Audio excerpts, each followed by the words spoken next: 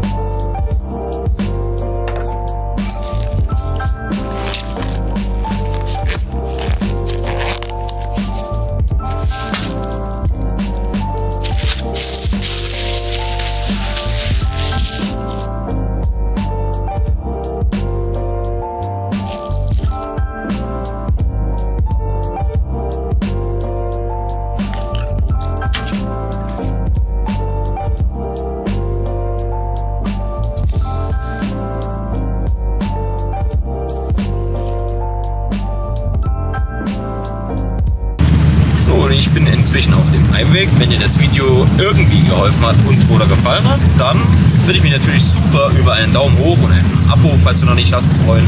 Natürlich freue ich mich sehr über jeden Kommentar und schau ruhig auch mal in die Beschreibung rein. Wir sehen uns hoffentlich im nächsten Video wieder. Dein René von Farbsynthese. Ciao, ciao.